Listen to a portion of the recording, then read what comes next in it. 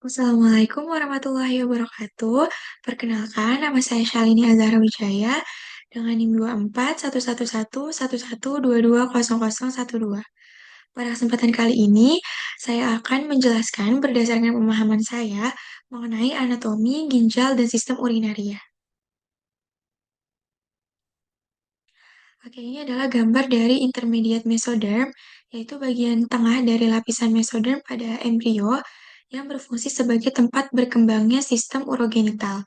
Jadi di dalam intermediate mesoderm ini berkembang organ-organ seperti ginjal, ureter, dan beberapa organ reproduksi. Nah, jadi saat di dalam kandungan ibu, eh, kita itu persis seperti telur ayam. Ada kuning telurnya, ada proteinnya, ada juga calon embrionya. Nah, calon embrio ini menempel pada kuning telur, makan juga dari kuning telur. Nanti ketika kuning telurnya sudah habis, barulah si calon embrio ini mengambil makanan dari tali pusar atau plasenta. Oke, selanjutnya ini terbentuknya embrio. Di sini ada sistem pronefros vestigium. Yang ini ada juga mesonefros, ada juga metanefros. Nah, metanefros ini adalah ginjal yang masih primitif. Ginjal yang masih primitif ini terletak di kanan kiri pencernaan primitif. Nah, kalau yang ini adalah gambar ketika diperbesar. Di sini ada mesonefros. Nah, di ujung dari mesonefros ini terdapat uretric bud. Uretric bud ini disebut juga tonjolan ureter. Nah, tonjolan ureter ini diselimuti oleh blastema metanefros. Oke, jadi dulu anus sama kantung kemih ini menjadi satu yang disebut kloaka. Itu dulu waktu masih di dalam kandungan ibu. Tapi anus sama kloaka ini berbeda. Kalau kloaka itu tempat buang airnya, feses sama urinnya ini menjadi satu. Jadi tempat keluarnya sama. Contohnya pada hewan unggas seperti ayam. Nah, kalau anus itu tempat buang airnya, feses sama urinnya itu terpisah. Jadi tempat keluarnya beda. Nanti pada saat sudah menjadi manusia, baru tempat buang airnya lewat anus. Kayak gitu. Selanjutnya ini adalah perkembangan ginjal. Bisa dilihat di sini bahwa ginjal ini terus-menerus melakukan percabangan ya. Lama-lama cabangnya semakin banyak. Sampai kemudian membentuk kaliks minor, kaliks mayor, dan sebagainya. Nah, ini di sini gambarnya ya. Ada korteks renal, ada kolom renal, ada renal papilla, kaliks minor, kaliks mayor, dan sebagainya. Oke, di sini adalah gambar ginjal dari arah belakang. Bisa dilihat bahwa ginjal sebelah kiri ini letaknya lebih tinggi daripada ginjal sebelah kanan. Kenapa? Karena di sebelah kanan ini perkembangannya terhambat dengan adanya lever atau helper di sebelah kanan. Nah, karena ginjal sebelah kanan ini letaknya lebih rendah daripada ginjal sebelah kiri, jadi dia lebih rentan terhadap guncangan dari luar. Jadi ketika seseorang ini ditendang atau dipukul dari arah belakang, kalau ginjal sebelah kirinya ini masih terlindungi oleh tulang iga ke-12, ke-11, atau bahkan ke-10. Tapi kalau ginjal yang di sebelah kanan, ini dia lebih terekspos dengan kulit. Sehingga kalau misalnya pukulannya ini terlalu keras, maka ginjalnya ini bisa sampai pecah dan berdarah, mengeluarkan darah. Gitu. Selanjutnya ini pembentukan kantung kemih. Di sini ada rektum, ada juga urogenital, dan di sini ada juga kloaka. Nah, bisa dilihat pada gambar bahwa semakin lama urogenital sama rektumnya ini akan mulai terpisah, ya. Terus ginjalnya juga akan semakin naik. Tapi bukan karena ginjalnya yang naik, melainkan kloakanya yang semakin turun. Nah, jadi kloaka ini terus-menerus tumbuh, tapi ginjalnya ini menetap di tulang punggung. Selanjutnya, ini pembentukan organ urogenital pada wanita. dengan bantuan hormon estrogen dan sedikitnya testosteron, nantinya si falus akan berubah menjadi glans klitoris, urogenital fold akan berubah menjadi labia minora, labioscrotal swelling akan berubah menjadi labia mayora, terus membran anal akan berubah menjadi anus, dan perineal ini lama-kelamaan akan menutup, membentuk jahitan antara vagina dan anus.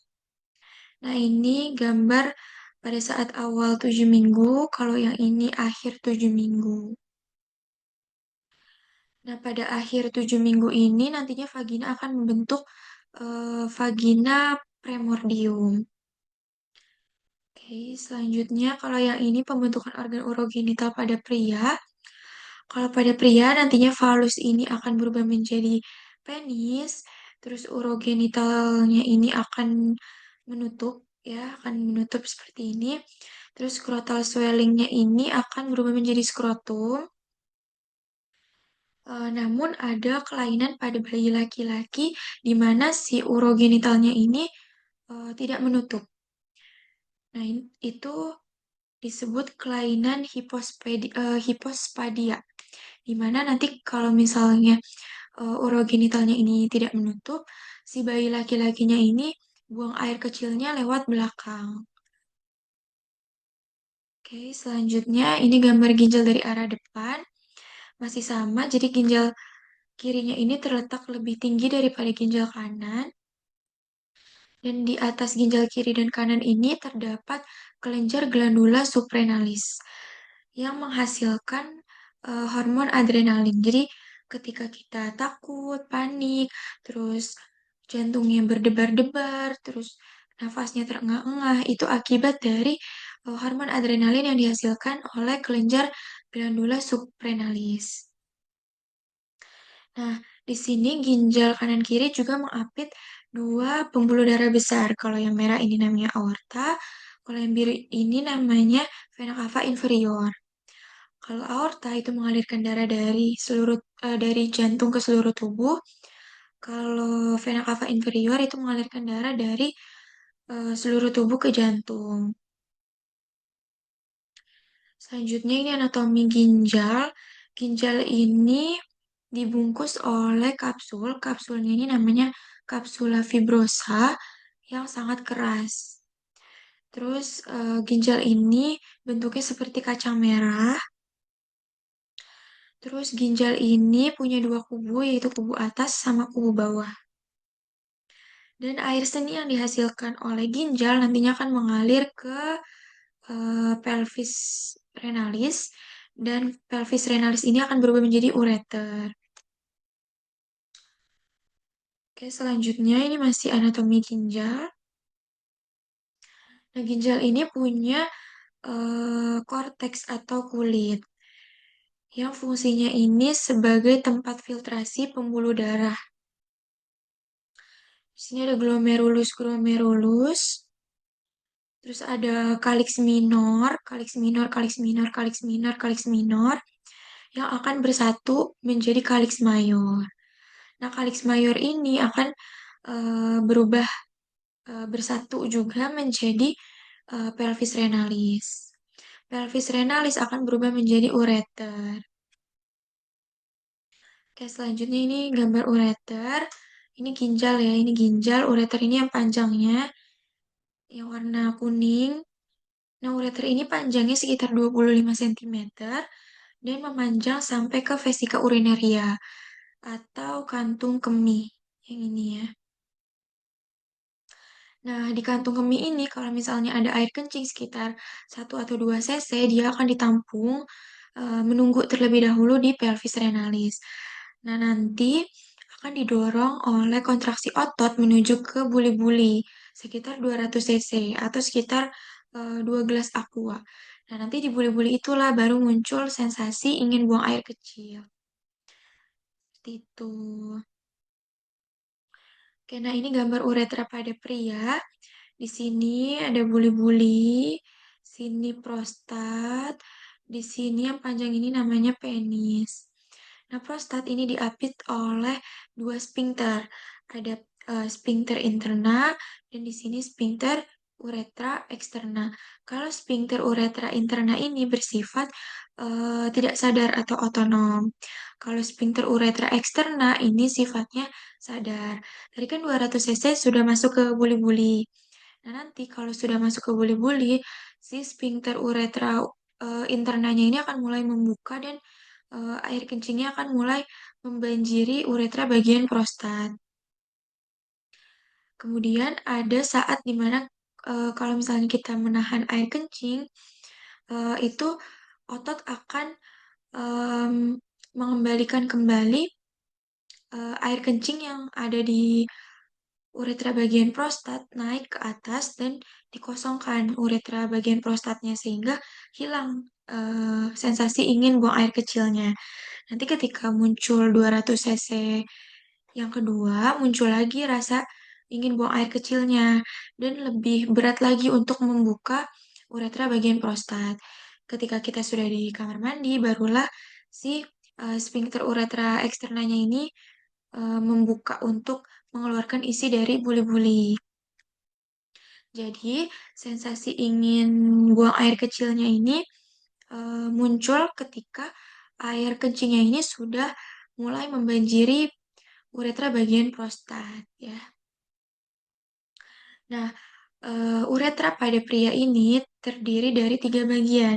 Ada prostat, ada sphincter atau membran, dan ada cavernosum yang diselimuti oleh jaringan penis. Nah, prostat ini berfungsi untuk memproduksi semen. Semen inilah yang melimpah ruahkan makanan bagi spermatozoa saat berada di dalam rahim atau uterus. Nah, jadi harus bisa membedakan antara uretra sama ureter. Kalau ureter ini dari ginjal ke buli-buli, kalau uretra itu dari buli-buli ke luar. Kalau ureter itu di dalam tidak kelihatan, kalau uretra ini di luar. Kayak ada juga pada laki-laki usia tua, biasanya pada usia 60, 70, 80, itu terjadi pembesaran prostat yang disebut BPH, benign prostate hypertrophy. Nah, itu biasanya keadaan di mana laki-laki itu pada usia tua sulit buang air kecil karena terjadi pembesaran prostat. Jadi ketika ingin buang air kecil rasanya itu seperti ada yang tertahan. Kayak di ujung uretra ini terdapat fossa navicular, yaitu ujung uretra yang melebar. Fungsinya itu untuk membuat air kencing menjadi lebih proyektil ke satu titik. Untuk mempercepat terjadinya ejakulasi pada spermatozoa sehingga em, spermatozoa ini bisa langsung ditembakkan ke satu titik, bisa langsung masuk ke rahim atau uterus. Seperti itu. Oke, sekian dari saya. Kurang lebihnya mohon maaf. Terima kasih. Wassalamualaikum warahmatullahi wabarakatuh.